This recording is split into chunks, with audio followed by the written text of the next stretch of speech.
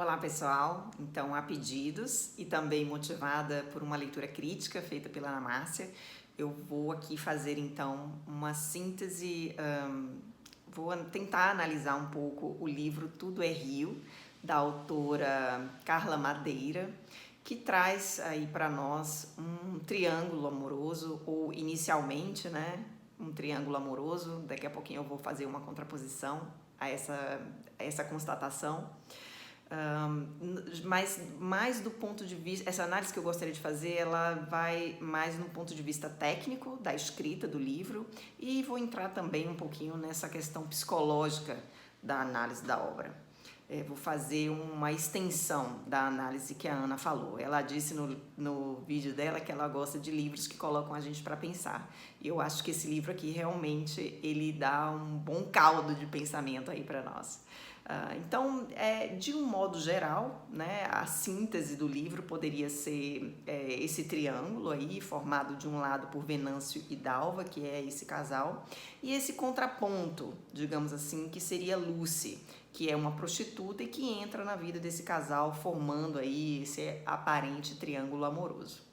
Eu vou entrar primeiro na parte técnica, para que isso auxilie vocês um pouco na leitura do livro, nessa absorção de algo técnico que os escritores dominam muito bem, e com certeza a Carla Madeira domina com muita precisão, para que isso amplie um pouco a leitura de vocês. Esse é o meu objetivo, tomara que eu consiga traduzi-lo para vocês. E eu acho que a primeira coisa que a gente pode pensar é no título do livro, né? Tudo é Rio.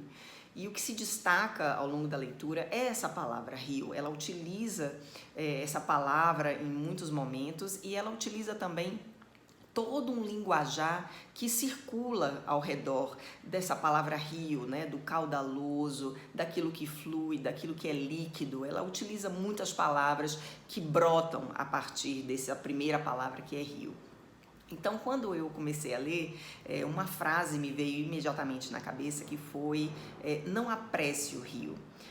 E eu acho que a leitura do livro, ela deveria respeitar um pouco essa ideia, né, do deixar-se boiar nas águas daquele rio e deixar-se que aquela correnteza levasse você ali pelo livro. Apesar de eu ter começado a leitura mais ou menos 11 horas da noite, só ter parado ali por volta das 3 da manhã, porque realmente eu acho que uma primeira palavra que bem define o livro é hipnotizante. Eu acho que a gente poderia se dar um pouquinho mais de tempo, ler com calma e tentar absorver algumas das ideias da autora. Mas é porque realmente eu não conheci, eu não consegui, né? Eu fui realmente naquele fluxo. O meu rio, ele estava bem bravio ontem à noite. Eu li com muita rapidez o livro. Mas fica aí a dica, essa primeira dica de ler com calma. É um livro realmente a ser degustado. Então, pensando nisso, né, nessa metáfora do não apresse o rio, eu observei a estrutura de frases dela, a estrutura de capítulos. Primeiro, né, essa primeira capa, digamos assim, da minha leitura.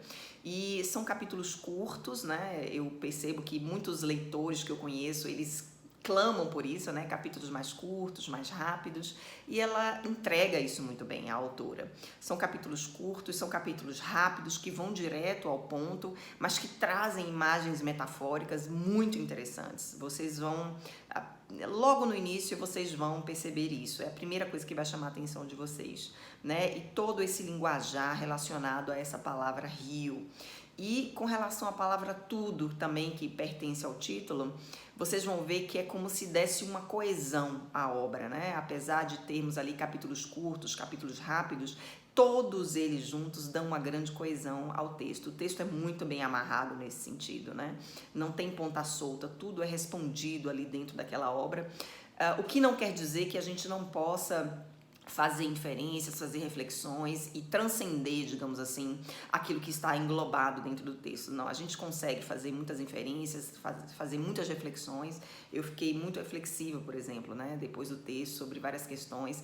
Essa ampliação que alguns livros trazem para a nossa própria experiência, né? Eu gostei muito. Então, vocês vão ver que o livro é escrito em terceira pessoa.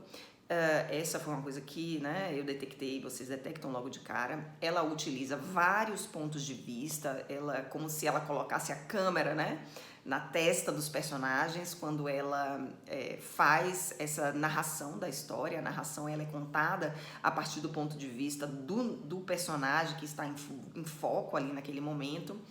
E os diálogos, eu achei isso muito interessante, ela não faz aquela marcação clássica de diálogo com travessão ou com aspas. O diálogo ele é incorporado ao texto como se fosse mais um parágrafo, por exemplo. Então vocês vão ver que em alguns momentos a primeira pessoa é utilizada, mas a primeira pessoa utilizada eu acho que justamente para fazer essa quebra com a terceira pessoa e fazer a marcação do diálogo. Achei muito interessante essa forma de expressar o diálogo dentro da trama, mas sem aquela quebra das marcações gráficas, digamos assim. Eu achei que combinou muito bem com a proposta do livro.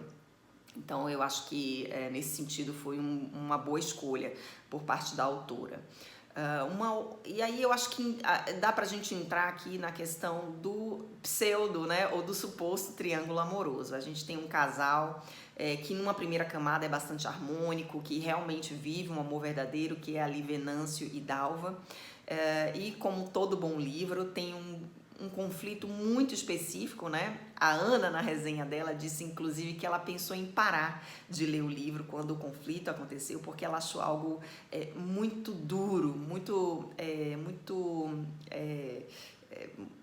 muito difícil de absorver, né?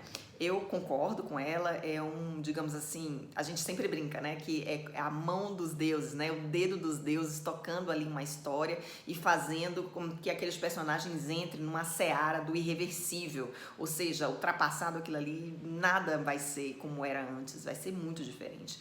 E realmente é um acontecimento muito duro, ele acontece logo no início do livro, então vocês já entram em contato com aquilo que fez tudo se tornar, de certa forma, um pouco irreversível para aqueles dois personagens, né, para aquela dupla. Mas eu convido vocês a continuarem a ler, porque o livro realmente vale cada palavra.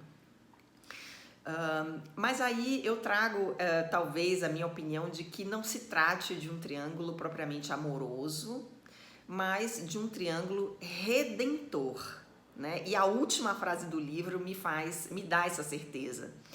Vocês vão ler, lembrem disso que eu estou falando. A última frase do livro dá essa certeza de que não é um triângulo amoroso, mas um triângulo de redenção para aqueles dois personagens que se romperam com aquele fato específico, que eu não vou dar o spoiler aqui, porque ele é um ponto assim, muito nevrálgico assim, do livro. Mas vocês vão ver que essa terceira personagem, que é a Lucy, que é uma prostituta, ela não entra ali para, digamos assim, para desbalancear aquela relação. Ela entra ali para dar uma certa salvação aos dois, né? E é interessante esse jogo de antíteses que a autora traz, né? Do limpo com o sujo, do profano com o sagrado, porque isso é a vida, né? A nossa vida, se nós olharmos de um ponto de vista psicológico, ela gira ao redor dessas dicotomias, desses opostos que a gente tenta equilibrar. Então, se a gente está muito num lado dos opostos, a gente está naturalmente em equilíbrio. E a gente tende a achar que o equilíbrio ele é restabelecido quando a gente vai para o meio do caminho, né? Entre dois pontos, esse equilíbrio se daria no meio do caminho. E eu acho que eu já falei aqui em outros momentos, eu acho que não.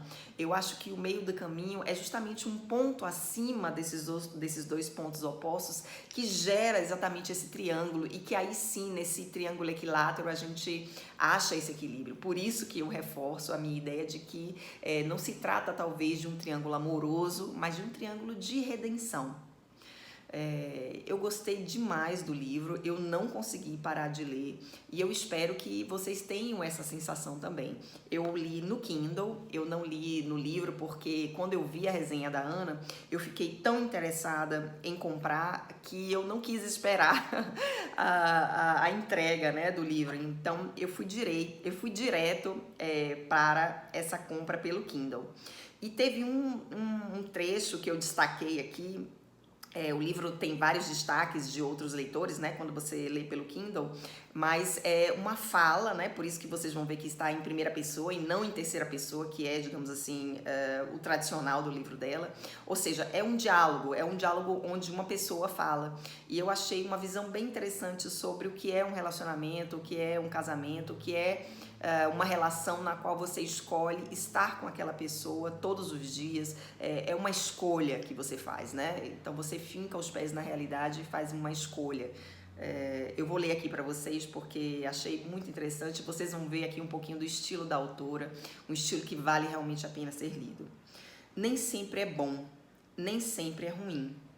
Desconheço a balança que mede isso. É o que é, aceito, rejeito, mas não escolho mais tirar de mim esse amor entranhado. Pertence a lugares em mim que não mando mais. Não fico tomando conta, podia ser assim, podia ser assado, medindo com régua o que falta. Não quero viver sem Antônio. Me caso todos os dias com ele, acordo e caso, depois faço café. Tem dia que ele tá chato de doer, largo pra lá. Vai ser chato longe de mim e pronto. Ele melhora sozinho, depois piora e torna a melhorar. E a gente vai assim, tomando distância e diminuindo distância, caminhando. Isso é a mãe de Dalva falando, né, sobre o casamento dela com o marido dela, com o pai de Dalva.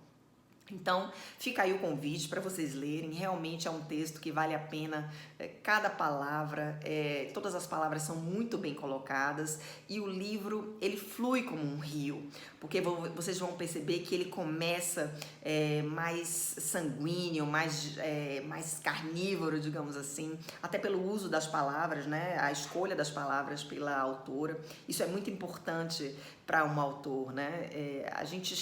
A gente não pega palavras ao vento, ao ar. A gente escolhe muito adequadamente cada palavra que a gente coloca ali no texto. E eu tenho certeza que a Carla Madeira fez isso. Ela ali não tem palavra perdida, não tem palavra que chegou à toa. Todas as palavras elas foram muito bem escolhidas e muito bem colocadas. Então, o livro é como esse rio que flui, que começa talvez mais bravio e depois ele entra numa harmonia tendo aquele desfecho mais harmônico, mais redentor. Fica aí o convite para a leitura, então, do Tudo é Rio, da Carla Madeira. Eu espero que vocês gostem, assim como eu gostei muito, e a Ana. Um beijo grande para vocês e até a próxima resenha.